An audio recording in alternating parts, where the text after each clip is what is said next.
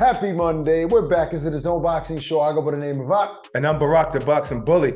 And it looks like the wait is over, but like Barak always says, unless it's signed, sealed, and delivered, we're not believing it. But let's go along with this one, Barak. Looks like Gervonta Davis and Ryan Garcia have agreed on all terms, and the targeted date is April 15th, so sometime in April 2023. We're supposed to get Gervonta Davis versus Ryan Garcia. Tank already has a fight scheduled for January 7th. Tune-up, and Ryan put out a post on social media saying that he also will go out in January. How optimistic are you about this one? I'm pretty optimistic. First of all, two things. One, usually when news gets put out, it's reporters, it's the media, oh, they've agreed to terms. Oh, they're getting closer. You know, this time it's the actual fighters putting it out. Now, I know that still not 100%. can happen. No, it's never 100%. Shoot, you can go to the weigh-in and then something can happen in between the weigh-in and the fight. You know, I understand that, but I'm a little more optimistic when the fighters themselves put it out on Twitter. And so that kind of makes sense to me. So I'm saying we got to fight, but we also got interim fights. Now, you just said a tune-up for Gervonta Davis, my man. That is no tune-up. Hector Garcia is no tune-up for nobody. I believe. No, and when I say that, I didn't mean no disrespect to him. In my opinion, a tune-up is I'm already looking at the next fight. I'm looking ahead. This is a tune-up. Now, it doesn't mean it's a soft touch. But yes, that's what tune-up means. I get it. We had an interim fight, a fight in between the fight we really want to see. All right, it's kind of like Felix Sturm was the fight before Oscar De La Hoya and Bernard Hopkins. Felix Sturm was the tune-up. You know, and Felix Sturm was beating up on Oscar De La Hoya. You know what I mean? But somehow Oscar got that win, and then he got to fight Bernard. So Hector Garcia, this is what I think happened. I think Gervonta went inside Al Heyman's office and said, "Hey, Al, you know I want to fight Garcia." And I was like, "Really? Okay." And he just gave him the wrong Garcia. You know, this is not the Garcia we wanted to see, but this Garcia is the one that beat Chris Colbert. He's the one that beat Gutierrez. This guy is a really, really, really good fighter. Now, I do believe Tank is one of the best, and we've been waiting for him to step up competition since he fought Pedraza and guys like that years ago. You know, we've been waiting for him to fight better names. I think fighting Isaac Cruz was good. People are just not giving him credit for that. Hurting his hand in the 10th round, outboxing him in the 12th round. Come on. I think he's proven that he's great. But this particular Garcia, Hector Luis Garcia, is a great fight. He's no tune-up. He's no interim. He's a great fight. It's championship level. And I can't wait to see that fight, even though I want to see Ryan Garcia versus Tank.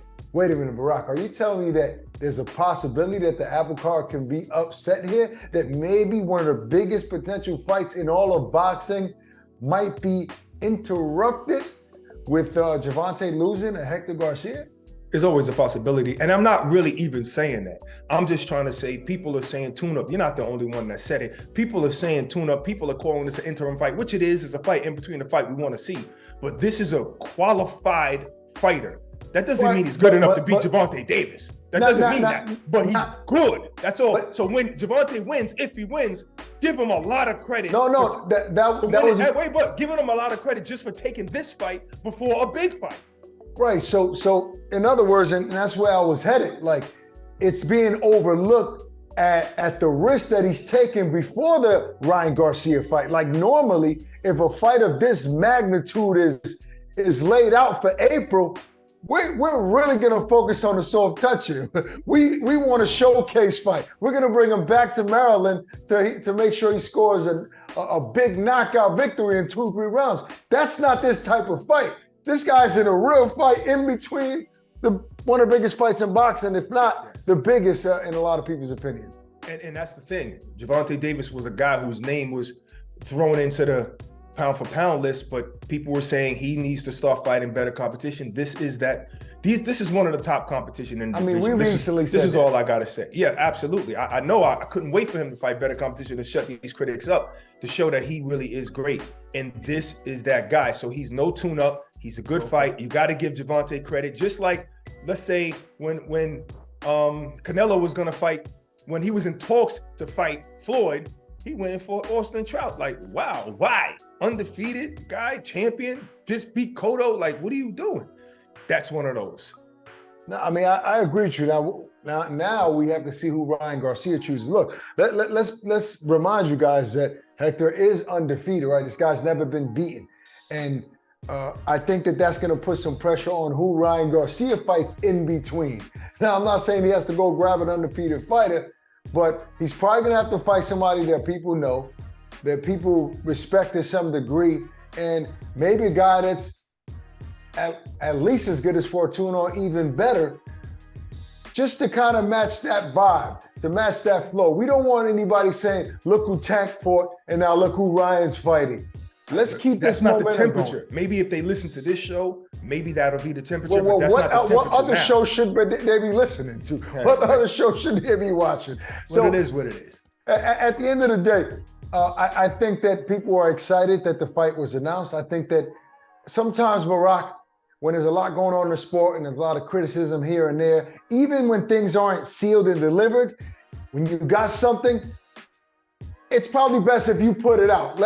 Inform the people, hey, we're gonna do this, relax. I know a lot is going on. I know we've been talking for a long time. Let's put that out instead of keeping people in limbo and waiting till January after they fight. I like this decision. If that's the case, then we might as well put that out there now. Terrence Crawford is going to fight Errol Spence Jr. sometime December 2023. No, but nothing has been agreed on, all right? So I like this approach. I like the fact that we're going to be talking about this for months. This is going to be on everybody's radar. People are probably booking flights to Vegas already in all of April, and they're going to cancel the weekend that it's not, the fight is not going to happen in. Who should Ryan fight? We talking maybe Isaac Cruz, Jojo Diaz. I don't know. You need look, you need a name you're saying, or maybe a soft touch wouldn't be good for him because Gervonta Davis is fighting Hector Garcia.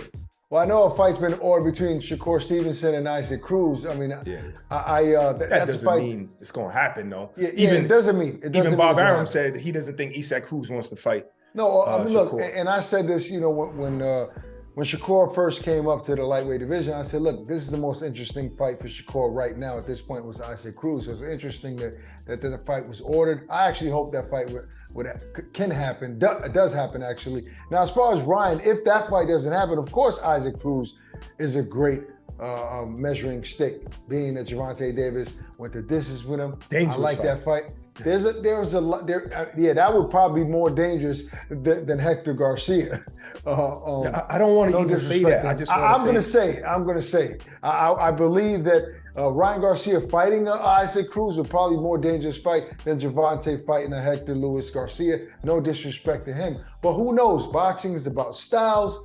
We don't know. It's a theater of the unexpected. I say it all the time. But there are a lot of guys out there in the lightweight division. I can't think offhand, maybe a Jojo Diaz. You got Zepeda, you got Cambosis Jr. Why not? That's a pretty big name. You got young Frank Martin, who was talking about fighting Chris Colbert at one time. No. Frank Martin is not the guy for Ryan Garcia right now. He's also a young. No, right now athlete. he's ranked high. He's ranked higher than Jojo Diaz, and that's why I'm saying, like, yes, the public don't know him yet. No, I mean, I like the kid. He's a skillful fighter. I would say it's too risky of a fight, before Gervonta Davis fight. So if I was in Ryan's I'm naming team, all risky fights. Yeah, I'm not saying that Ryan can't beat a Frank Martin. I'm just saying it's too risky before Gervonta Davis fight in April. But there are a lot of fights that can be made out there. Well, in the next couple, I guess Frank maybe Martin a few days. Frank Martin is fighting Rivera anyway. The young Ali kid. I think that they're probably the next week or so, no later than 2 weeks, you're probably going to get an announcement from Ryan Garcia and his team about who he's going to fight next. And I like this because it's building momentum. People are actually going to want to watch those fights just to make sure they get past those opponents. It's creating anticipation. I love this approach, and I can't wait for their fights in January, because we're going to be on the edge of our seats saying, oh, we got to get past these guys, and then look forward to April.